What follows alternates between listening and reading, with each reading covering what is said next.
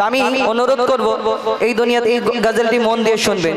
আমরা ধরুন আমি আমার বন্ধু আবুল কালাম, আমি একে খুব ভালোবাসি মনে করব, এমনি মিথ্যে হোক মিথ্যে হোক আর সত্যি সত্যি হোক, বা আমার ইসুফ ভাই আমাদের খুব কাছের মানুষ দাদা, তা আমি যদি এই দাদার কথা যদি বারবার বলি, আমি এনার নাম বলছি কিছু মনে করবেন না, ধরুন আমি যদি ইসুফ ভাই ইসুফ ভাই ইসুফ ভাই ইসুফ ভাই যদি 10 বার বলি, হ্যাঁ কমিটির লোককে বলছে শোনো বাবা, কমিটির একটা ছেলেকে ডেকে বলবে যাও 1 কাপ চা এনে খাওয়াও হয়ে যায়, বা শুধু আমার নাম করছে গো ইসুফ ভাই 10 বার যদি বলি 1 কাপ চা আনতে পাঠাবে, আর 10 বারের জায়গায় যদি 100 বার বলি কানের গোড়ায় ইসুফ ভাই ইসুফ ভাই ইসুফ ভাই কতক্ষণ শুধু ইসুফ, যাও তুমি তোমার কাজ করো। আর এই 10 বারের 100 বারের জায়গায় 1000 বার যদি বলতে থাকি বারবার তাহলে একটা বলি হয় আমি চলে যাচ্ছি নাই তুমি চলে যাও, দুটোর মধ্যে একটা হবে, আমাকে তাড়া করবে। সব থেকে বড় ব্যাপার হলো এটাই। কিন্তু এই দুনিয়াওয়ালার আপনি নাম নেবেন, 10 বার নাম নেবেন, একটু চা খাওয়াবে, খুশি হবে, একবার গলায় জড়িয়ে ধরবে, হ্যাঁ আমি তো তুমি আমাকে কি ভালোবাসো গো। কিন্তু এই দুনিয়াতে সেই আল্লাহ তাআলার নাম যদি আপনি নিতে থাকেন, কেন তিনি আমাদের মালিক, আমরা গোলাম, তার নাম যদি আপনি 1000 বার লক্ষ বার কোটি বার নিতে থাকেন, তাহলে দুনিয়াতে তিনি কোনোদিন কষ্ট পাবেন না, রাগান্বিত হবেন না, রাগ করবেন না, তিনি খুশি হবেন। এবং এই আল্লাহর নাম যদি আপনি নিতে থাকেন, বারবার দমে আল্লাহ আল্লাহ যদি জিকির করতে থাকেন, আল্লাহ তাআলা খুশি হয়ে যাবে। দুনিয়াওয়ালা কি ভাবে, কি করে, কি চিন্তা ভাবনা করে তা দেখার দরকার নেই, আমি তার গোলাম, তিনি আমার মালিক। এই দুনিয়াতে তার নাম আমরা যদি জিকির করতে থাকি, তাহলে তিনি যদি খুশি হয়ে যায়, আর দুনিয়াতে আমার কিছু দরকার নেই। তো কবি ছন্দের মাধ্যমে অতি মূল্যবান কথাই লিখছে, দেখুন দমে হর দমে আল্লাহ আল্লাহ, হ্যালো দমে হর দমে আল্লাহ আল্লাহ, জিকির ফিকিরে আল্লাহ আল্লাহ, দমে হর দমে আল্লাহ আল্লাহ, জিকির ফিকিরে আল্লাহ আল্লাহ, দমে হর দমে আল্লাহ আল্লাহ, জিকির ফিকিরে আল্লাহ আল্লাহ, দমে হর দমে আল্লাহ আল্লাহ, জিকির ফিকিরে আল্লাহ আল্লাহ। যতই জপি আমি এই মধু নাম, যতই জপি আমি এই মধু নাম, যতই জপি আমি এই মধু নাম, ততই ভালো লাগে মাশাআল্লাহ। দমে হর দমে আল্লাহ আল্লাহ, জিকির ফিকিরে আল্লাহ আল্লাহ, দমে হর দমে আল্লাহ আল্লাহ, জিকির ফিকিরে আল্লাহ আল্লাহ, জিকির ফিকিরে আল্লাহ আল্লাহ। এই নাম জপেছে ওরে যে জন, একুল অকুলে ধন্য সে জন, এই নাম জপেছে ওরে যে জন, একুল অকুলে ধন্য সে জন। সারা দুনিয়ার কোনায় কোনায়, সারা দুনিয়ার কোনায় কোনায়, সারা দুনিয়ার কোনায় কোনায় এই নাম শোনা যায় সুবহানাল্লাহ। দমে হর দমে আল্লাহ আল্লাহ, জিকির ফিকিরে আল্লাহ আল্লাহ, দমে হর দমে আল্লাহ আল্লাহ, জিকির ফিকিরে আল্লাহ আল্লাহ। এই নাম জপে ওই ভোরের পাখি মৃদু সুরে ওঠে কুহু ডাকে, এই নাম জপে ওই ভোরের পাখি মৃদু সুরে ওঠে কুহু ডাকে, মৃদু সুরে ওঠে কুহু ডাকে। সারা দুনিয়ার কোনায় কোনায় দোয়েল কোয়েল ওই ময়নাটিয়া, দোয়েল কোয়েল ওই ময়নাটিয়া এই নাম জপে আলহামদুলিল্লাহ।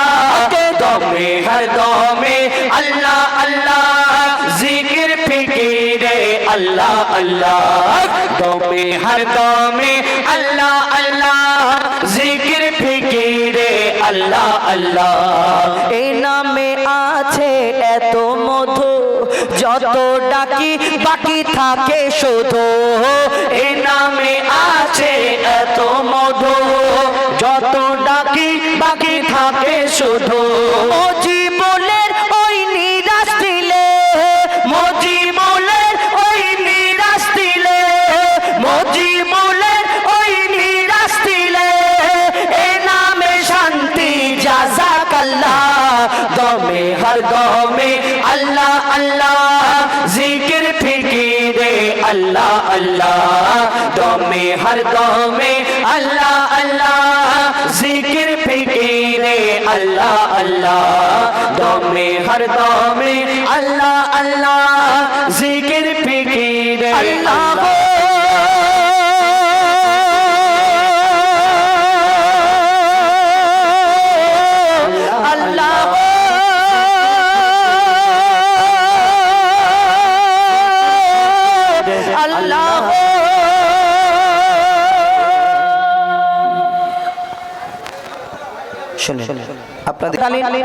আর এই দুনিয়াতে আমার নবী আসার আগে 1 লক্ষ অথবা 2,24,000 এই দুনিয়াতে কত নবী টোটাল নবীকে আল্লাহ পাক রব্বুল আলামিন পাঠালেন। এক একটা নবীর এক এক রকম কলমাও ছিল আমরা জানি, যেমন লা ইলাহা ইল্লাল্লাহ আদম শফিউল্লাহ ইব্রাহিম খলিলুল্লাহ ঈসা রুহুল্লাহ মুসা কালিমুল্লাহ। এই দুনিয়াতে আমার নবীর প্রতি আল্লাহ তেমন কলমা পাঠালেন লা ইলাহা ইল্লাল্লাহ মুহাম্মাদুর রাসূলুল্লাহ সাল্লাল্লাহু আলাইহি ওয়াসাল্লাম। ওই সব নবীদের কলমা যেমন লা ইলাহা ইল্লাল্লাহ আদম শফিউল্লাহ লা ইলাহা ইল্লাল্লাহ ইব্রাহিম খলিলুল্লাহ ঈসা রুহুল্লাহ মুসা কালিমুল্লাহ, এই সব নবীদের কলমা কারা কারা পড়েছেন? সেই সব নবীদের উম্মতরা কওমরা, আমরা যেমন আমার নবীর উম্মত আমরা কলমা পড়ি আমার নবীর সেই রূপ সেই নবীর উম্মতরা কওমরা তানাদের কলমা পড়তেন। কিন্তু আমরা যে যেই নবীর উম্মত যেই নবীর কলমা পড়ি লা ইলাহা ইল্লাল্লাহ মুহাম্মাদুর রাসূলুল্লাহ সাল্লাল্লাহু আলাইহি ওয়াসাল্লাম, এই কলমা শুধু আমরা উম্মত আমরা শুধু পড়ি না। এই কলমা কারা কারা পড়েছে, এই কলমা কোথায় কোথায় শোনা গেছে, এই কলমা কোথায় কোথায় লেখা হয়েছে, আল্লাহ এই কলমাকে কত সম্মানী করে দুনিয়ার মধ্যে পাঠিয়েছেন। যেমন আমার নবীকে আল্লাহ শ্রেষ্ঠ করে ঘোষণা করলেন, আমার নবীর প্রতি যে কোরআনকে পাঠানো হলো এই কোরআনকে আল্লাহ শ্রেষ্ঠ ঘোষণা করলেন। আর এই কলমা যে আমার নবীর প্রতি যে কলমা, আমার নবীর প্রতি যে কলমা লা ইলাহা ইল্লাল্লাহ মুহাম্মাদুর রাসূলুল্লাহ সাল্লাল্লাহু আলাইহি ওয়াসাল্লাম, এই দুনিয়াতে এই কলমাকেও আল্লাহ কত সম্মান দিয়েছেন। কবি ছন্দের মাধ্যমে অতি মূল্যবান কথাই লিখছে, দেখুন লা ইলাহা ইল্লাল্লাহ মুহাম্মাদ রাসূলুল্লাহ লা ইলাহা ইল্লাল্লাহ মুহাম্মাদ রাসূলুল্লাহ লা ইলাহা ইল্লাল্লাহ মুহাম্মাদ রাসূলুল্লাহ লা ইলাহা ইল্লাল্লাহ মুহাম্মাদ রাসূলুল্লাহ লা ইলাহা ইল্লাল্লাহ মুহাম্মাদ রাসূলুল্লাহ লা ইলাহা ইল্লাল্লাহ মুহাম্মাদ রাসূলুল্লাহ লা ইলাহা ইল্লাল্লাহ মুহাম্মাদ রাসূলুল্লাহ লা ইলাহা ইল্লাল্লাহ মুহাম্মাদ রাসূলুল্লাহ লা ইলাহা ইল্লাল্লাহ মুহাম্মাদ রাসূলুল্লাহ লা ইলাহা ইল্লাল্লাহ মুহাম্মাদ রাসূলুল্লাহ। আচ্ছা, আপনারা যদি আমাদের সঙ্গে সঙ্গে একটু পড়েন, মনে মনে হোক আর জোরে জোরে, তাহলে আপনাদের কি অসুবিধা আছে? হবে? হ্যাঁ, একটু পড়লে ভালো লাগবে না? একটু জোরে পড়লে আরো ভালো লাগবে। হ্যাঁ, দেখি একবার তাকবীর, নারে তাকবীর। চলুন একবার আমাদের সঙ্গে পড়ুন লা ইলাহা ইল্লাল্লাহ মুহাম্মাদ রাসূলুল্লাহ লা ইলাহা ইল্লাল্লাহ মুহাম্মাদ রাসূলুল্লাহ লা ইলাহা ইল্লাল্লাহ মুহাম্মাদ রাসূলুল্লাহ লা ইলাহা ইল্লাল্লাহ মুহাম্মাদ রাসূলুল্লাহ। যেই কলমাতে আদম হাওয়া দুজন মিলে গিয়েছে, যেই কলমাতে আদম হাওয়া দুজন মিলে গিয়েছে, নূহ নবীর কাস্তির কাটে এই কলমা লিখেছে, ইব্রাহিম এই কলমা বলে আগুনে ফুল দেখেছে, ইব্রাহিম এই কলমা বলে আগুনে ফুল দেখেছে, ইউনুস নবী মাছের পেটে এই কলমা শুনেছে। যত নবীর এই কলমা তোমার আমার এই কলমা, যত নবীর এই কলমা তোমার আমার এই কলমা, আল্লাহ নবী সবই পাবে, আল্লাহ নবী সবই পাবে যদি দিলে রাখিস এই কলমা লা ইলাহা ইল্লাল্লাহ মুহাম্মাদ রাসূলুল্লাহ লা ইলাহা ইল্লাল্লাহ মুহাম্মাদ রাসূলুল্লাহ লা ইলাহা ইল্লাল্লাহ মুহাম্মাদ রাসূলুল্লাহ লা ইলাহা ইল্লাল্লাহ মুহাম্মাদ রাসূলুল্লাহ। নামাজ রোজা হজ যাকাত আর যতই করো ইবাদত, আল্লাহকে তুমি কবু পাবে না, আল্লাহকে তুমি কবু পাবে না যদি রাজি না হয় মুহাম্মদ। আরশ কুরসি লৌহে কলম যা কিছু গড়েন আল্লাহ পাক, কোনো কিছুর মূল্য হতো না, কোনো কিছুর মূল্য হতো না, না হতো যদি মোহাম্মদ। শোনো শোনো আদমজাত, দেখো কোরআনের আয়াত, শোনো শোনো আদমজাত, দেখো কোরআনের আয়াত। আল্লাহ যেখানে হাজির সেখানে, আল্লাহ যেখানে হাজির সেখানে থাকবে প্রিয় মোহাম্মদ। লা ইলাহা ইল্লাল্লাহ মুহাম্মদ রাসূলুল্লাহ, লা ইলাহা ইল্লাল্লাহ মুহাম্মদ রাসূলুল্লাহ, লা ইলাহা ইল্লাল্লাহ মুহাম্মদ রাসূলুল্লাহ, লা ইলাহা ইল্লাল্লাহ মুহাম্মদ রাসূলুল্লাহ। আদম নূহ ইব্রাহিম ঈসা মুসা পয়গম্বর, আদম নূহ ইব্রাহিম ঈসা মুসা পয়গম্বর, লাখো নবী ধরায় এলো করলো খোদার দিন প্রচার। কত শত বছর এরা ছিল ধরনীর বুকে, কেন আল্লাহ আরশে মিরাজ ডাকে শুধু বন্ধু মোহাম্মদকে। ভেবে দেখো গো ইনসান আমার নবী কি মহান, ভেবে দেখো গো ইনসান আমার নবী কি মহান। গেল মিরাজ পেল না মান, গেল মিরাজ পেল না মান, কোন নবী পেল না এই সম্মান। লা ইলাহা ইল্লাল্লাহ মুহাম্মদ রাসূলুল্লাহ, লা ইলাহা ইল্লাল্লাহ মুহাম্মদ রাসূলুল্লাহ, লা ইলাহা ইল্লাল্লাহ মুহাম্মদ রাসূলুল্লাহ, লা ইলাহা ইল্লাল্লাহ মুহাম্মদ রাসূলুল্লাহ, ইলাহা ইল্লাল্লাহ মুহাম্মদ রাসূলুল্লাহ, লা ইলাহা ইল্লাল্লাহ মুহাম্মদ রাসূলুল্লাহ। এবার আমরা সিঙ্গেল কণ্ঠে পরিবেশন করে শোনাবো। তো এখন আমি আপনাদের সম্মুখে এই মা ফাতেমার ঘটনা, এই গজল আপনারা ইউটিউবে এখনো শোনেননি, আমি পরিবেশন করে শোনাবো, হয়তো শোনেননি।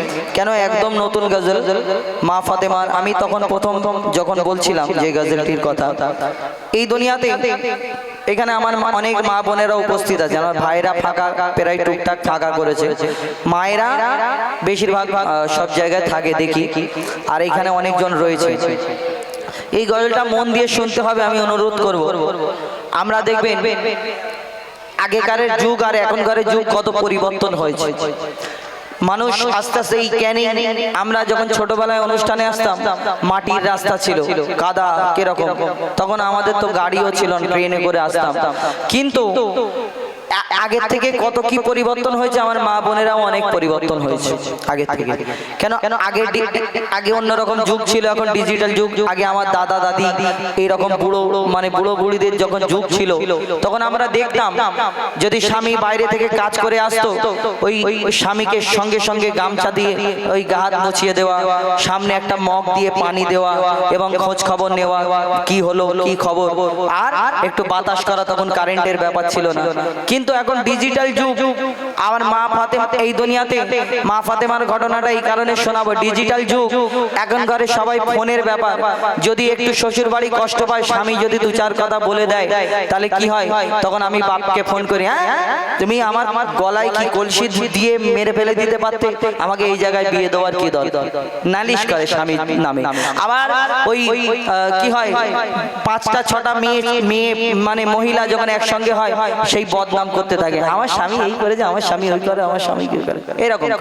কিন্তু এই দুনিয়াতে যত ডিজিটাল যুগ হোক না কেন, আমরা দেখবেন অনেক সময় ওই স্বামীরা যখন কোনো কথা বলে, হ্যাঁ গো এই জিনিসটা কোথায় আছে, লুঙ্গি বা পাঞ্জাবি বা কিছু, এই জিনিসটা কোথায় আছে, তখন আমরা মহিলার একটা কথা, হ্যাঁ কেন তোমার চোখ নেই, দেখতে পাও না ওইখানটায় রাখা রয়েছে, তোমার পা নেই, একটু হেঁটে যেতে পারো না, তুমি এই কথা বলছো বলো, স্বামীর সঙ্গে জোর গলায় কথা বলছো বলো, যখন ভিতরে যাবে গুড় গুড় করে খালি আওয়াজ হবে, গুড় গুড় গুড় করে আওয়াজ যখন হবে, তখন আল্লাহকে বলবে, আল্লাহ একবার সুযোগ দাও, স্বামীর পা জড়িয়ে পড়ে থাকবে, আর জীবনে কোনোদিন ওই জোরে কথা বলবো। আল্লাহ তোমাকে পাঠাবে, যাও একবার তুমি গিয়ে ওই ক্ষমা চাও, না আল্লাহ পাঠাবে না। তো কবি ছন্দের মাধ্যমে মা ফাতেমা, তিনি আমার নবীর বেটি, আমার নবীর নন্দিনী, যাকে জান্নাতের রানী বলা হয়, কিন্তু তিনি এই ধরনের বুকে ওই একদিন হযরত আলীর কাছে একটা নতুন কাপড় চেয়েছিল, নতুন জামা চেয়েছিল। কি ঘটনা হলো কবি ছন্দের মাধ্যমে লিখছে, দেখুন। স্বামীর মনে মা বোনেরা ব্যথা দিও না, আমার নবীর ঘোষণা ঘটনা শোনো মা ফাতেমার, ঘটনা শোনো মা ফাতেমার। স্বামীর মনে মা বোনেরা ব্যথা দিও না, আমার নবীর ঘোষণা ঘটনা শোনো মা ফাতেমার, ঘটনা শোনো মা ফাতেমার। কি ঘটনা কবি ছন্দের মাধ্যমে লিখছে দেখুন। যুদ্ধ করতে যাবে আলী, হাতে নিল তলোয়ার, মা ফাতেমা স্বামীর কাছে করলো এমন আবদার, মা ফাতেমা স্বামীর কাছে করলো এমন আবদার। মা ফাতেমা যুদ্ধ থেকে ফেরার পথে আসবে যখন ঘরে, মা ফাতেমা বলছে ও স্বামী তুমি যুদ্ধ থেকে ফেরার পথে আসবে যখন ঘরে, একটি নতুন কাপড় কিনে আনবে আমার তরে, একটি নতুন জামা কিনে আনবে আমার তরে। কথা শুনে হযরত আলী বড়ই দুঃখ পায়, কথা শুনে মাওলা আলী বড়ই দুঃখ পায়, যদি আমি শহীদ হয়ে যাই কে আনবে বলো কাপড় তোমার, কে আনবে বলো কাপড় তোমার। এই কথা শোনার সঙ্গে সঙ্গে হযরত আলীর মনটা খারাপ। ওই মনটা যখন খারাপ করে তিনি কেন চিন্তা ভাবনা করে, কেন আমার ফাতেমা আমার কাছে তেমন কিছু কোনোদিন দাবি করে না, হঠাৎ আজকে আমার কাছে একটা জামা চেয়েছে, আমার কেনার মতো এখন ক্ষমতা নেই, আর আমি যুদ্ধে চলে যাচ্ছি, না জানি আল্লাহ জানে আমি যদি এই যুদ্ধতে শহীদ হয়ে যায় তাহলে ফাতেমাকে আমার এই জামাটা কিনে দেওয়া হবে না। তার মনটা খারাপ, তিনি আর কিছু বলে না, চুপচাপ আস্তে আস্তে সেই তলোয়ার ধরে যখন চলে যায় কি ঘটনা হয় কবি ছন্দের মাধ্যমে আরো কি লিখছে দেখুন। দুঃখে ভরা হৃদয় নিয়ে আলী গেল রণে, দুঃখ ভরা হৃদয় নিয়ে আলী গেল রণে, নানার কাছে ছুটে গেল হাসান হোসেনে, নানার কাছে ছুটে গেল হাসান হোসেনে। ছোট্ট দুই সন্তান, তারা তো জানে না আব্বার মনটা কেন খারাপ, হযরত আলী কেন কষ্ট পেয়েছে। তিনি তো চিন্তা করছে যে আমি নবীর বেটিকে বিয়ে করেছি, তাকে কেমন কিছু দিতে পারিনি, কিন্তু ওই ইমাম হাসান ইমাম হুসাইন যখন তার আব্বার মুখটা দেখলো মনটা খারাপ, ছুটতে ছুটতে আমার নবীর কাছে চলে গেল। তারপর কি হয় কবি ছন্দের মাধ্যমে অতি মূল্যবান কথা লিখছে দেখুন। দুঃখ ভরা হৃদয় নিয়ে আলী গেল রণে, নানার কাছে ছুটে গেল হাসান হোসেনে, নানার কাছে ছুটে গেল হাসান হোসেনে।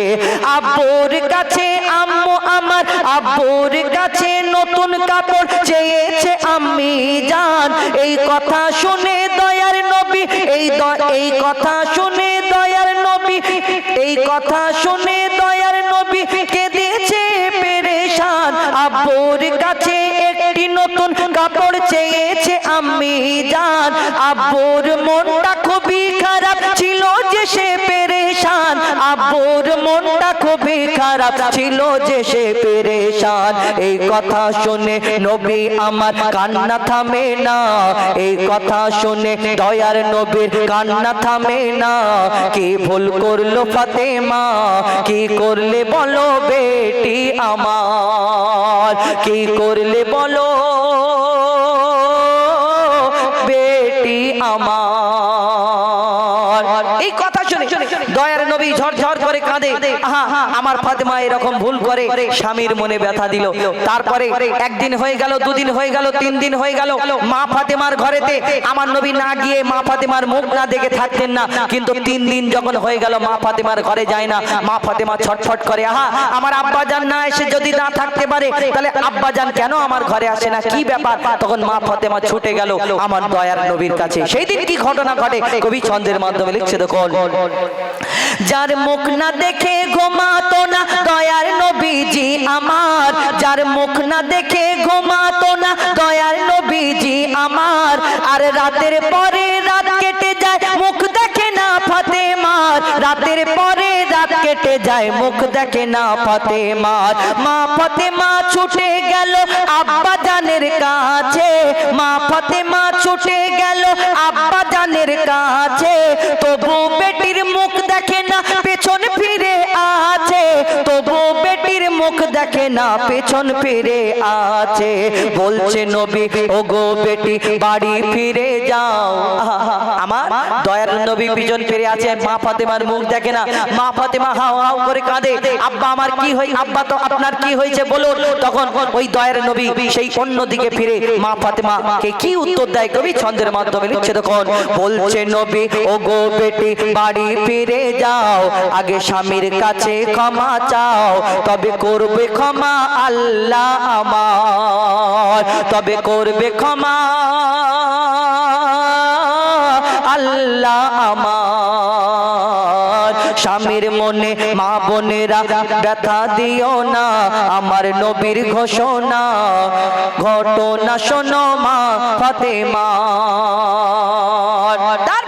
মা ফাতেমা দরজাতে হেলান দিয়ে বসে থাকে আমার স্বামী আমার প্রাণের স্বামী যার জন্য আমার নবী আমার উপরে নারাজ আমার আল্লাহ আমার উপরে নারাজ হয়তো হবে তো সেই মা ফাতেমা দরজায় হেলান দিয়ে বসে থাকে কখন আমার স্বামী প্রাণপ্রিয় স্বামী আমার আলী আসবে আমি সঙ্গে সঙ্গে পা দুটোকে জড়িয়ে ধরে ক্ষমা চাইবো যদি ক্ষমা করে দেয় তবে আমার আব্বা আমার প্রতি খুশি হবে তিনি ওই বসে আছেন হঠাৎ ওই দরজায় আওয়াজ ঠক ঠক করে আওয়াজ হয় আর খোলো এ ফাতেমা দরজা খোলো যখন দরজা খোলার পরে ঘরের ভিতরে প্রবেশ করার পর আসসালামু আলাইকুম এই সালাম দিয়ে যখন ঘরে প্রবেশ করে আর মা ফাতেমা একটা জায়গায় হযরত আলীকে বসিয়ে তানার ওই পোশাক আশাক সবকিছু এই ঠিকঠাক করে দিয়ে তানার পা দুটোকে ধুইয়ে দিয়ে পা দুটোকে জড়িয়ে ধরে হাও হাও করে কাঁদে এই স্বামী তুমি যদি আমাকে না ক্ষমা করো তাহলে আমার নবী আমার আব্বা জান আমাকে ক্ষমা করবেন না কি হয় কবি ছন্দের মাধ্যমে শেষ কথায় আরো কি লিখছে দেখুন যুদ্ধ হতে হযরত আলী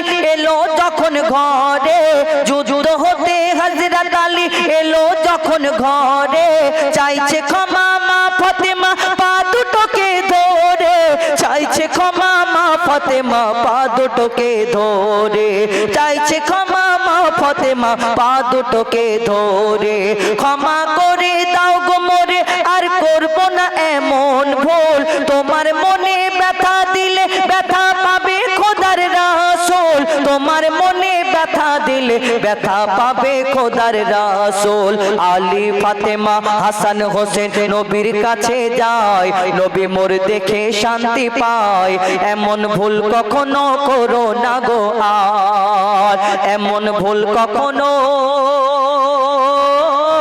করো না গো আর শেষ যখন হযরত আলী আর মা ফাতেমা ইমাম হুসাইন ইমাম হাসান যখন চারজন মিলে আমার নবীর সামনে দাঁড়ায় আমার নবীর মনটা বড় শান্তি পায় এবং মা ফাতেমাকে সেদিন কি উত্তর দেয় কি কথা বলে এটা ভুল ছিল মা ফাতেমার না এটা উম্মতের শিক্ষার জন্য এই ঘটনাটা কবি ছন্দের মাধ্যমে অতি মূল্যবান কথা লিখছে দেখুন বলছে নবী আল আরাবী শোনো বেটি ফাতেমা আলী যদি আজ তোমাকে না করি তো ক্ষমা আলী যদি আজ তোমাকে না করি তো ক্ষমা আমি তোমার আব্বা তোমার জানাজা পড়তাম না স্বামীকে যে দুঃখ দেবে দয়ার নবী চিনবে না স্বামীকে যে দুঃখ দেবে আমি তাকে চিনব না স্বামীকে যে দুঃখ দেবে আমি তাকে চিনব না কেমন শিক্ষা দিয়ে গেল নবী তো জাহান শুনে রাখ মঈদুল ইসলাম ভুলছিল না মা ফাতেমা ভুলছিল না মা ফাতেমা স্বামীর মনে মা বোনেরা ব্যথা দিও না আমার নবীর ঘোষণা ঘটনা শোনো মা ফাতেমা ঘটনা শোনো মা ফাতেমা শুন ফরমাইশ মোতাবেক এবার ডুয়েট গজল শুনছি সবার মুখেতে আসবে নবী